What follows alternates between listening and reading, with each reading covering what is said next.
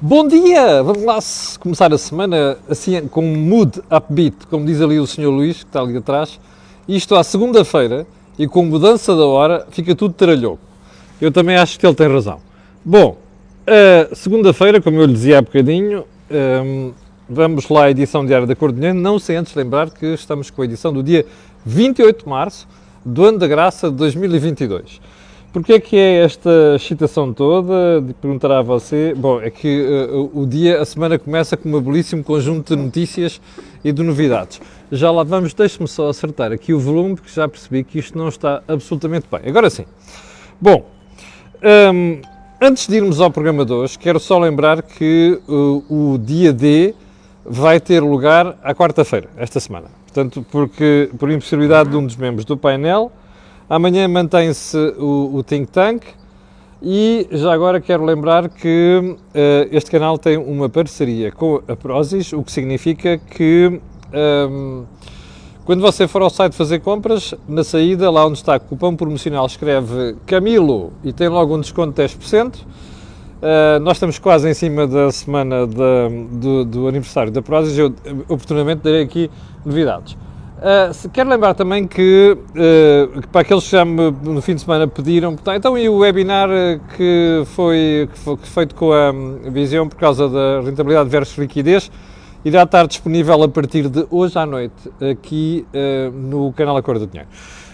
Também quero lembrar que no dia 8 de Abril vou participar num jantar da Associação Empresarial do Minho, a sempre dinâmica AE Minho, dirigida por Ricardo Costa, e vamos conversar sobre, olha, quem vai estar é o Jorge Marrão e o Sérgio Sousa Pinto, de quem eu gosto bastante, aliás, chama-se aquilo Esquerda com Coragem, Sérgio Sousa Pinto.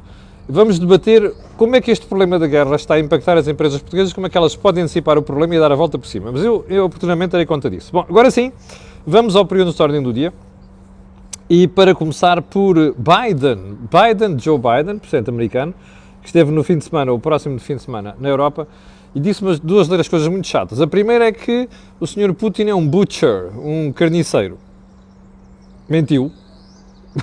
É só ver o que andam a fazer ali, é só ver o que fez em Grozny, é só ver o que fez em Alepo, e ficamos por aqui. E pronto, você tira daí as suas conclusões.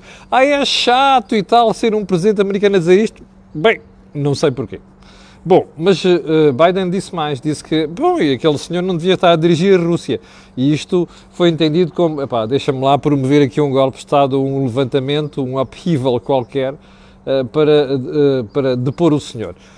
O que eu não percebo foi, de facto, isto são coisas que qualquer pessoa deve dizer. Um presidente americano não deve dizer. Bem, não percebi foi a rapidez com que o Departamento de Estado depois correu a dizer não, o Sr. Putin, o Sr. Biden não queria dizer que estamos aqui a aconselhar a mudança. Não se diz nada nessas ocasiões. Acabou, deixa de estar ali claro. Se tinha essa intenção ou não, who the hell cares? O que também muita gente citou foi com o presidente francês, Emmanuel Macron, que veio logo dizer, estas coisas não se podem dizer e tal, isto pode queimar pontes? Pontes aonde? A única ponte que eu conheço ali é que está a ser feita na Crimeia e o resto do continente. Deixa-se de brincadeiras. Já agora, os comentaristas internacionais que pululam pelas TVs, e ninguém se lembrou que o Sr. Macron está em vias de ato eleitoral. Não. O Sr. Macron precisa de afirmar o seu caráter gaulista, que é aquilo que a política externa francesa tem desde De Gaulle. Inclusive Mitterrand, um ilustre representante da esquerda francesa, na sua política externa era gaulista, não é? Portanto, é bom não esquecer isto. Primeiro, Mitterrand é gaulista, como foram os anteriores.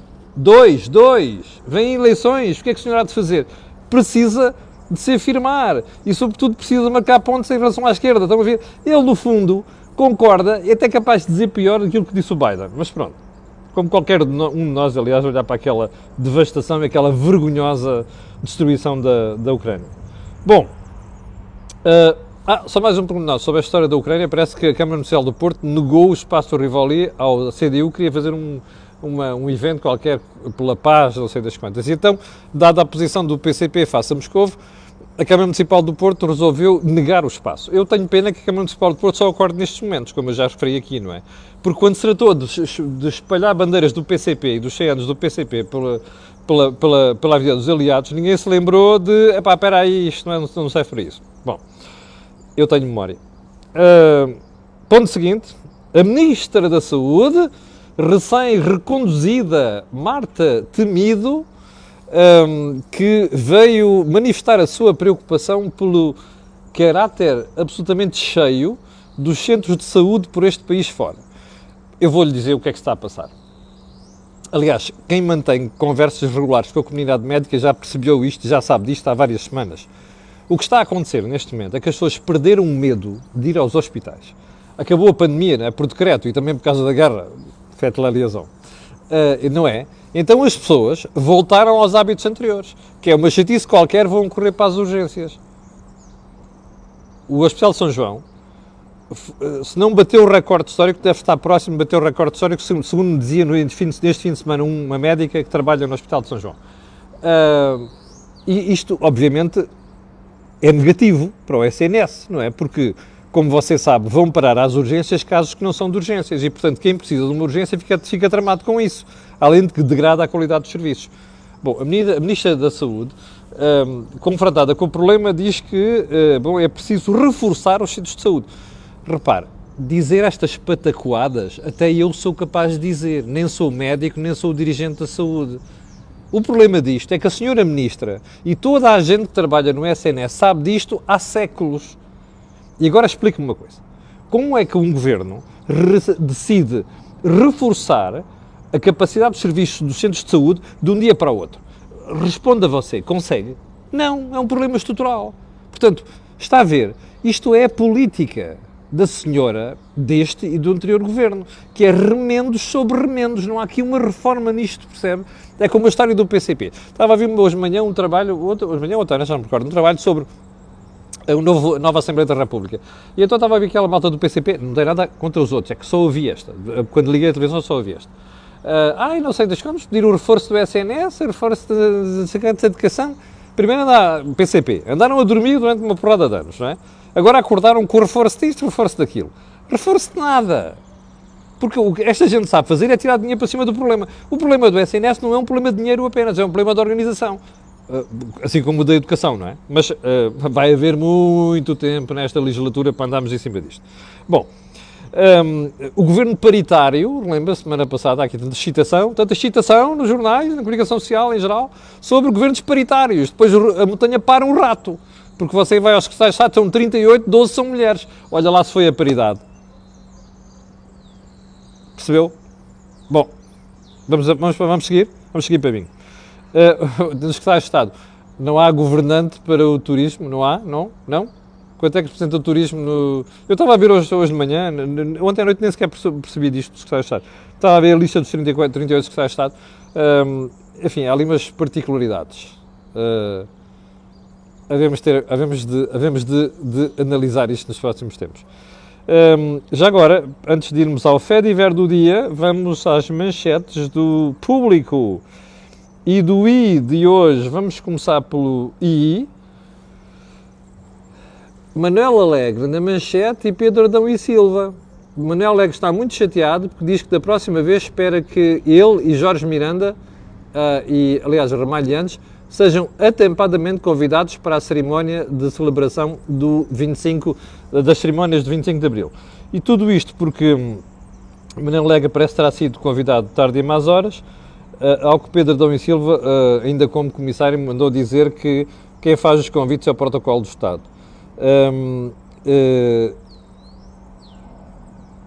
Frase de Manuel Alegre, aspas, pergunto-me se as pessoas que estão a organizar isto conhecem a história. Se conhecem a história da resistência do 25 de Abril da luta estudantil. Eu acho que Manuel Alegre muitas vezes se põe em bicos de pés, demasiado em bicos de pés. Não sei se será aqui o caso, porque não vi a história, mas é para as pessoas perceberem às vezes também como é que as linhas se cosem mesmo na esquerda portuguesa. Foi só por isso que eu trouxe. Sobre o resto, eu ter a oportunidade de analisar noutra ocasião. Vamos então ao Público, a manchete do Público. E a manchete do Público é esta: históricos do PS acusados de pressão ao mais alto nível na lei dos sefarditas.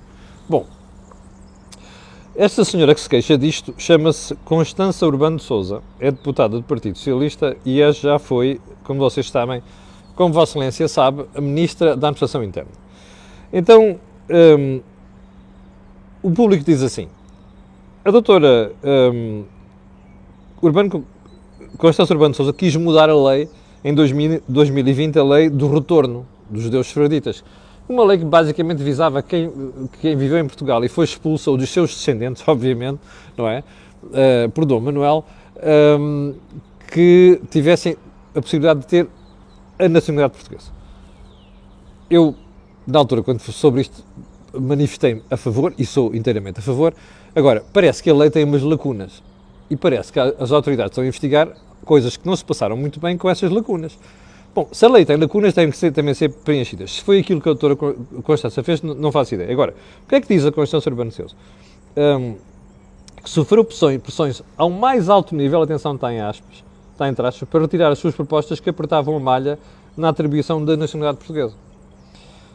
Constância Urbano de Sousa identifica, ou sabemos os nomes, Maria de Belém, Vera Jardim, Manuel Alegre e Alberto Martins como os senadores, está entre aspas, do PS, que moveram, entre aspas, outra vez, mundos e fundos para travar as mudanças na lei.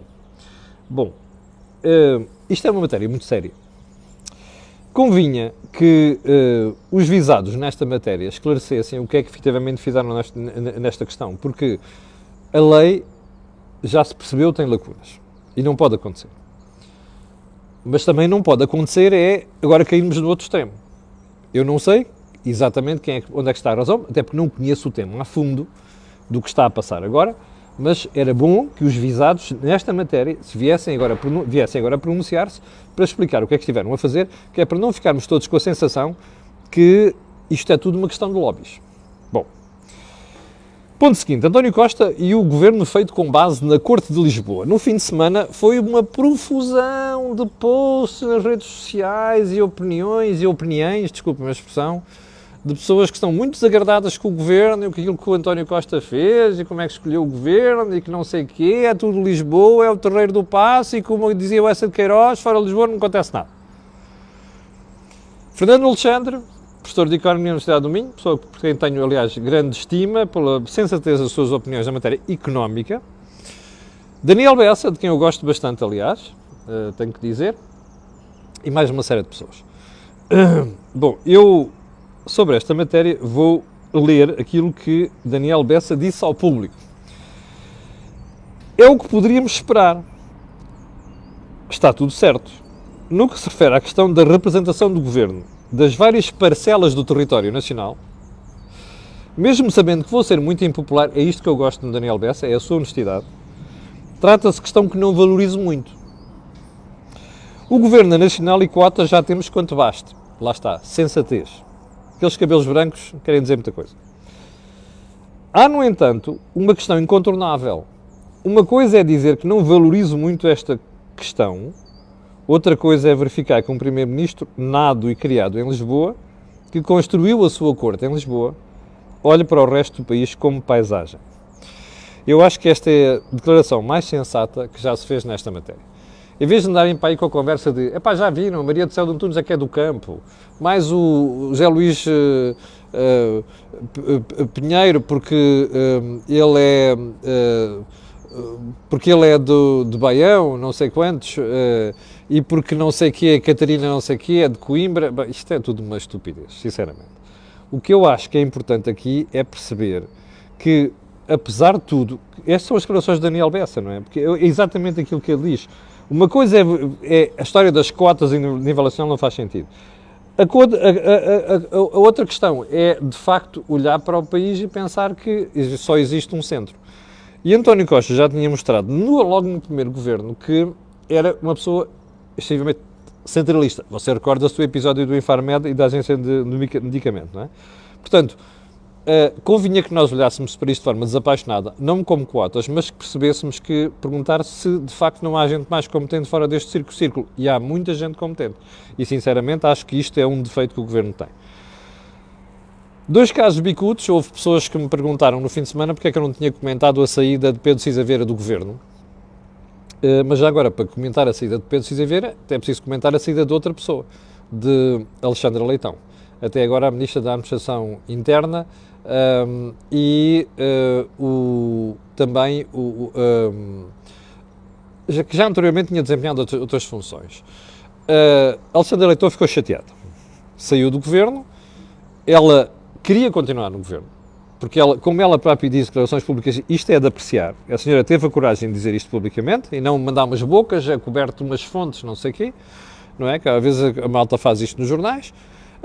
A senhora teve a coragem de vir dizer, eu tenho um perfil executivo. Portanto, porque é que eu vou ser, ela tinha sido convidada para líder parlamentar do Partido Socialista, porque é que eu vou desempenhar um papel para o qual eu não tenho vocação? Não faz sentido. E, portanto, não aceitei. E, bem, não ficou nem uma coisa nem outra. No caso de Pedro Cisa Vieira é diferente. Pedro Cisa Vieira também queria continuar. O problema é que António Costa se desperdeu, desculpa a expressão, inventar aqui a palavra, desperdeu de amores por Pedro Cisa Vieira. E eu acho que tem a ver com isto. Pedro Cisa Vieira é uma pessoa apagada. Por mais esforços que tivesse feito nos últimos anos para aparecer mais publicamente, Pedro Cisa Vieira é uma pessoa apagada. E Pedro Cisa Vieira não tem, ao que tudo indica aos olhos de António Costa, os skills para controlar, para se afirmar como uma espécie de primos interpares, mesmo sabendo que são interpares. E que atribui esse papel a Mariana Vieira da Silva. Bom, isto... Há mais alguma coisa por trás disto? Nós não sabemos. O que eu sei é que Pedro Cisa Vieira não ficou nada feliz com esta decisão. Mas também, a vida é isto, não é? Para já, há uma coisa, um erro que Pedro Cisa Vieira cometeu. Aceitou ser Ministro da Economia. Eu tenho uma opinião particular do cargo Ministro da Economia. Acho que o Ministro da Economia não serve para nada. Ouviu bem? Não é serve para alguma coisa. Não serve para nada. Vá fazer a contabilidade. Pedro Cisa Vieira, do anterior Manuel Caldeira Cabral, vá a Manel Pinho então, vá para trás e vá à procura de Ministro da Economia. Não servem para nada, percebe? Não têm poder de decisão rigorosamente nada e mais, quando intervêm até para fazer disparates. Pedro Cisa Vieira, como Ministro da Economia, podia ter feito muitas coisas que não fez. Uma das coisas foi dizer assim, Sr. Primeiro-Ministro, o que vocês estão a fazer com a lei das rendas e com a habitação e com o arrendamento é uma estupidez, já desde a pandemia. Eu não ouvi dizer isso publicamente. Percebe? Mas vi Pedro Cisa Vieira participar em coisas que não devia ter participado, como, por exemplo, a nacionalização da EFASEC, que nós devemos falar no final desta conversa de hoje. Ora, o Ministro da Economia, como estou a mostrar por factos, não serve para nada. E, portanto, quando ele aceitou ser Ministro da Economia, embora fosse Vice-Primeiro-Ministro não sei das quantas, em minha opinião, condenou o seu futuro. E, portanto, não se pode coixar. Além de, como você sabe, os Primeiros-Ministros são assim, não é? Servem-se das pessoas quando é preciso e depois livram-se delas quando não lhes dá jeito nenhum. Então, é só falar com aqueles ministros que está achado do cavaco para perceber isso. Bom, então vamos lá aos assuntos principais. João Leão. João Leão, ainda Ministro das Finanças, na sexta-feira, fiquei a sair com um brilharete. Então, ao fazer o balanço de 2021, diz assim, bem, déficit orçamental, em 2021, 2,8%. Abaixo dos 2,9% que você andava a falar. É sempre assim, surpresa. A economia vai correr mal, não, até pode ser caso de estagnação, na pior das hipóteses, isto já revimos em baixo, o crescimento económico, não sei das quantas, mas atenção, isto é de realçar que nós fizemos uma baixa redução significativa de dívida pública, 127,5% do produto interno bruto. Bom, mas João Leão não ficou por aqui. E sai-se com outra. Em 2025 o déficit vai ser zero. Bom, há aqui uma história que lhe vou contar. João Leão não quer colocar o déficit em zero em 2025. Ele internamente, no Ministério das Finanças, eu digo-lhe isto com absoluta segurança, estava a encaminhar-se para em 2023, ouviu bem, em 2023, aparecer com um déficit zero. E este ano aparecer, ele diz 1,9, mas era para ser muito inferior a isto. Ok? É para ficar à volta de 1. E em 2023, com algum esforçozinho, colocaria isto em zero. Ou muito próximo de zero. O que é que João Leão fez? Diz, bom, agora dou aqui um descontozinho, 2023 para 2025, e digo assim, olha, está aqui a trajetória. É esta a trajetória pública que nós vamos divulgar, mas com muita probabilidade é isto que está no programa do ajustamento, que vai ter que ser apresentado agora em abril, que é para levar a Bruxelas. O problema disto é que ele já não vai ser Ministro das Finanças. E a pergunta é esta. Porquê é que João Leão fez isto? Os mais ingênuozinhos vão dizer assim, Ah, mas se você queria o quê? Então ele está a sair, não falasse dos objetivos a médio prazo? Não pode ser. Isto não é médio prazo, mas enfim. Ah, não, ele tinha que dizer aquilo. Agora, o que vem a seguir é para o outro gajo, outro tipo, que é o Fernando Medina, que se dane, ele que se amanhe. Bem, eu acho que não foi bem assim. Eu acho que houve uma intenção de João Leão em dizer assim, atenção, eu já fiz isto e agora a trajetória era esta. E agora só espero que a gente cumpra isto, embora ele tenha dito umas palavras muito simpáticas para com o Fernando Medina, que já trabalhou com ele, não sei das quantas. Bom, e o que é que isto faz a prazo?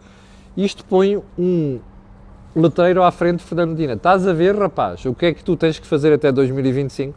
E agora você perguntará, isto está certo. Pois, isto está certo. O problema é que Medina chega numa altura em que isto está a ficar de pernas para o ar. Inflação a subir. Juros a subir. Dívida que fica mais difícil, porque os juros estão a subir e porque a pressão sobre o Orçamento de Estado vai aumentar. Números do próprio João Leão. Sexta-feira. Atenção, o que está a passar neste momento já é o efeito, o impacto brutal da questão da guerra sobre o orçamento. As medidas que já tomamos, estes benesses que estão fora, as que vêm aí na energia, que eu daqui a pouco já lá vou, se tivermos tempo, obviamente, isto já colocou cerca de 1.000 milhões de euros de despesa extra, com que nós não contávamos. Está a perceber o problema? Só com estas medidas. Você dirá, está bem, não os mais céticos, é verdade, mas não é só da guerra. Pois não. E era bom dizer isto, João Leão quer sair por cima, não é? Não é só da guerra. O efeito que está aqui não é só da guerra. É bom que seja dito. Mas, por aqui, já começamos a ter uma ideia do que é que pode-se ter com o Orçamento de Estado. Ora, quem vai gerir esse Orçamento de Estado a partir de agora chama-se Fernando Medina. E, portanto, Fernando Medina não vai ter a vida certa. Não vai ter a vida fácil. O problema aqui é que, ao João Leão, ao fazer aquilo, intencionalmente ou não, acaba por condicionar Fernando Medina. E eu não sei porque tenho a sensação que Fernando Medina não vai ter a facilidade que teve não só João Leão, como todos os anteriores, inclusive Mário Centeno. Porque isto mostra é que nós estamos num período novo, que eu me canso de dizer aqui, e hei de voltar a repetir as vezes forem precisas, nós estamos num período novo. E agora é que vamos ver quem é que tem unhas para tocar a guitarra. Bom, já agora, João Leão diz que a dívida vai cair para 120,8% do produto interno bruto em 2022, este ano. Muito feliz e tal. Espera aí. 120,8% é superior aos 116,6% que estavam em 2019. Já percebeu o efeito da pandemia? Agora pode contabilizar aqui um efeito parecido que é o da guerra. Está bem, agora este ano vamos acabar com as medidas da pandemia e portanto ele fica com uma folga. Vamos ver. Ok? Tudo isto é futurologia. Vamos ver. Já agora... às vezes fica a pensar se as sirenes das ambulâncias não fazem mais mal a quem vai lá dentro que outra coisa qualquer. Enfim. Ponto seguinte, e para terminar, porque não vamos ter tempo para falar sobre mais nada. Aliás, não. Ainda há aqui um assunto. Espectadores a perguntarem, porquê é que você disse na semana passada que não augurava grande futuro a Elvira Fortunato e António Costa e Silva? Por uma razão muito simples. Não quer dizer que os académicos não deem bons executivos. Às vezes dão, mas não é isso. O problema é que eles estão habituados a lidar com um mundo que não é o mundo da administração pública, talvez com a exceção de António Costa e Silva. O que é que isto significa? Que a vida lhes vai correr mal? Não necessariamente, mas é muito provável que sim. Mas como eu disse aqui na semana passada, se eu não tiver razão, estarei aqui para pedir desculpa. Só para terminar, a intervenção de Cavaco no fim de semana... lá estou eu com o Cavaco. Marcelo Rebelo de Sousa, Presidente da República, comentando o Governo. Quem tem que decidir no Governo não sou eu, o Primeiro-Ministro, sou o Presidente da República, mas se eu estivesse lá, eu escolheria outras pessoas. Too late, rapaz, too late.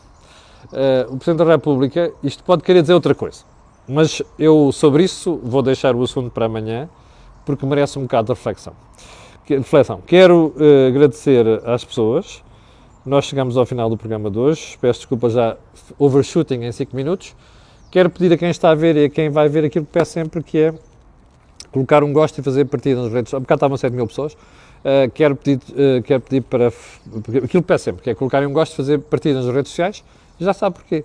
Aquilo que houve aqui não houve em mais jeito nenhum. Obrigado, tenha um grande dia e já sabe, amanhã às 8 da manhã estarei aqui para lhe atazanar o juízo. Tenha um grande dia.